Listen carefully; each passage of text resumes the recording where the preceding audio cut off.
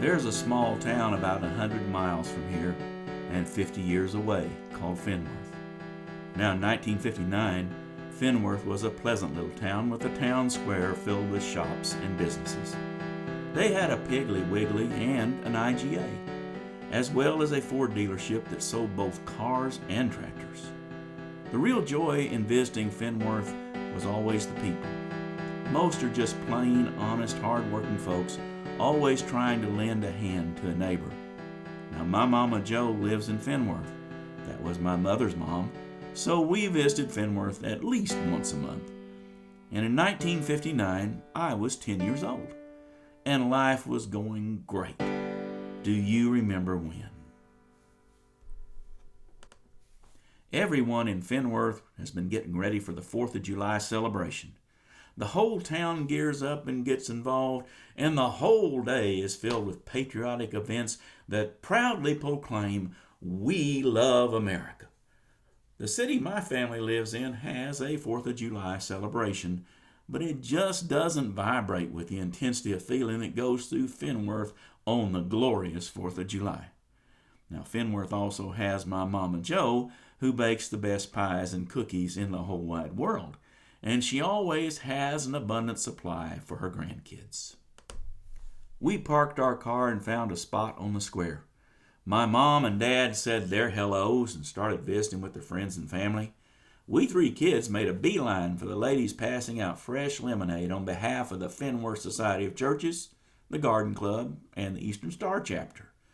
At exactly noon, the leader of the American Legion Color Guard blew a long blast on his whistle, and the parade started into the square.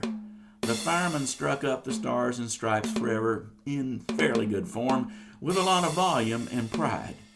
Hats came off and hands went over hearts as Old Glory made its trip around the square. You could see more than a few people wiping tears from their eyes as the parade passed by. There were various groups, and then Miss Fenworth, Ellen June, rode into the square sitting high on the back seat of that new red Ford convertible and waving to the crowd for all she was worth. Cousin Chester and his wife, Aunt Sue, seemed to grow about a foot in height, and their smiles lit up the already bright afternoon. It was a great parade, and it was short. Once around the square and 3 blocks down Main Street puts you right on the Fenworth City Park and picnic grounds. We all followed the Marching Hornets to the park and found us a spot to set up our folding chairs, picnic blankets, baskets, and coolers. The Marching Hornets went right up on the wooden bandstand and began to set up for their performance at sundown.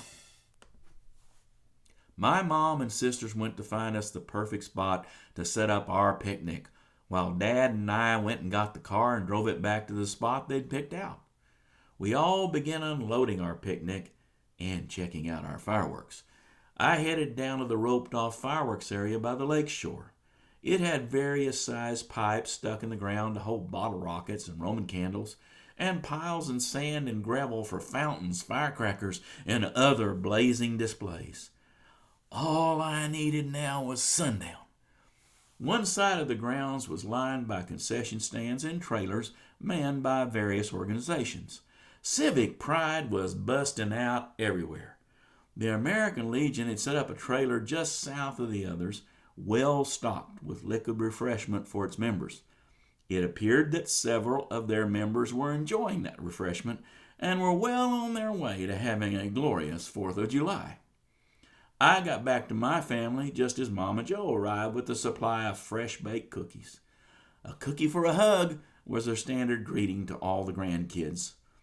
Uncle Earl pulled up with his single-cylinder engine-powered ice cream churn on the flatbed trailer. He got set up, pulled the stroller cord, and with a pop, the churn began to chug away, making his famous chocolate chip ice cream. Man, oh man, what a time we had. We had chicken, hot dogs, and hamburgers with all the fixings, plenty of cold pop, and Mama Jo had made pies and cookies that were fit for a king. Politicians got up and made speeches while we happily stuffed ourselves. The kids all played while the grown-ups pretended to listen to the speakers, but They were really more interested in visiting with each other and getting caught up on family news. The day passed lazily by, and about 5 o'clock, the Marching Hornets got up on the bandstand and began to play a selection of patriotic music you could sing along with, most of the time. Many of us did sing while my dad took mercy on us and just hummed along. The volunteer firemen played a set of Dixieland that wasn't half bad. The glee clubs and church choirs took up their turn on the bandstand, and as evening began to fall, moms started putting out dinner for the family, and we kids began to fiddle with our brown paper bags of fireworks. Music was fine, but fireworks were better. The American Legion boys, after doing their duty of leading the parade, had gone back to their trailer and been celebrating most of the afternoon. They had almost filled up one trash can with empties. They were getting louder, and their stories of personal daring were getting told with a growing amount of foot stomping and arm waving. Their wives had formed a separate little group hours ago and had set up their folding chairs away from the beer coolers. My sister and I had just started in on our dad, our fireworks warden, when whoosh! And a red fireball streaked out from the American Legion trailer and exploded boom out over the lake.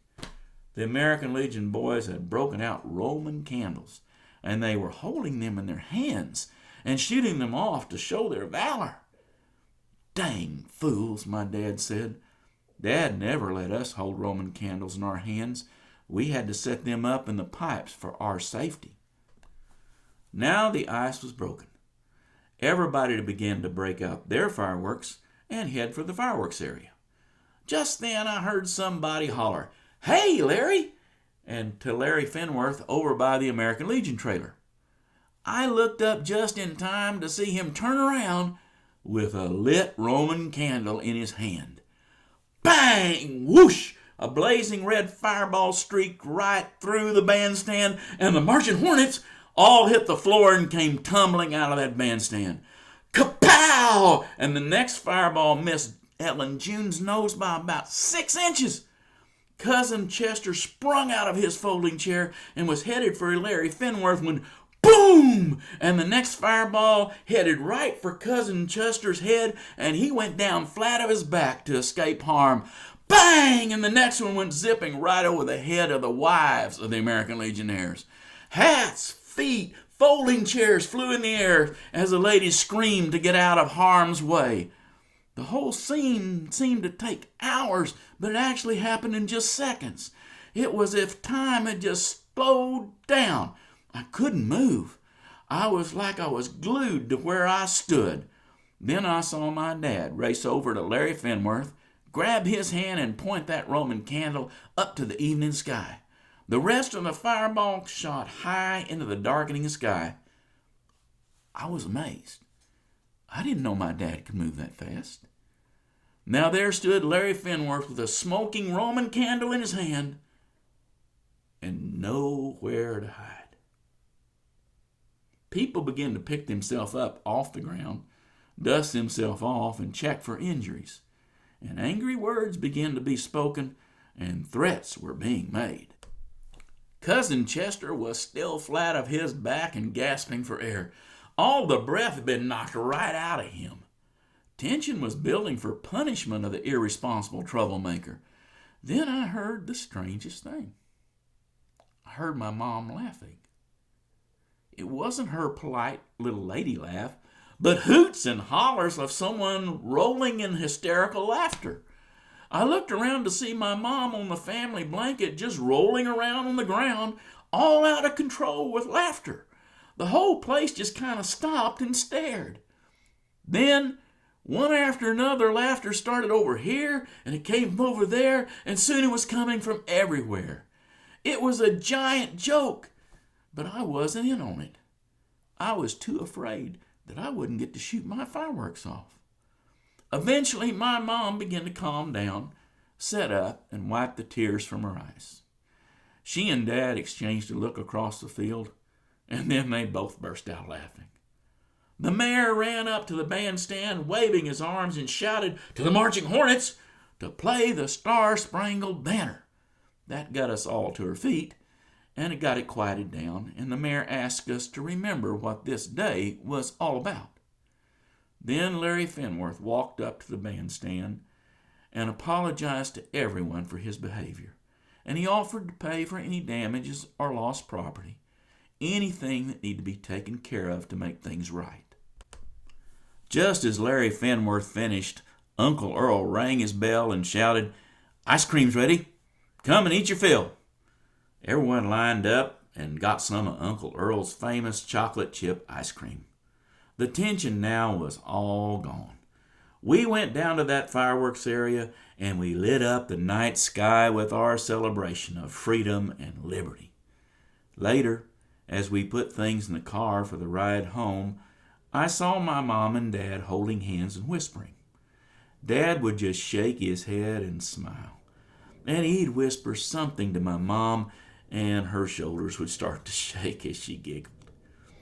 As we drove away, I rolled the window in the back seat down and felt the cool breeze blowing. And on that night breeze, there was just a lingering aroma of fireworks. I had this beautiful dream on the drive home. My dad had taken me out to the fireworks stand and let me buy Roman candles that had 10 fireballs in them. Well, Fenworth has a great 4th of July celebration, but a few changes did get made. There's now a limit on the amount of alcohol that you can consume, and when and where you shoot off fireworks is strictly enforced by the town sheriff. All in all, it was a great day to remember and celebrate the wonderful gift we all are given just by living in America. What a wonderful time and great people.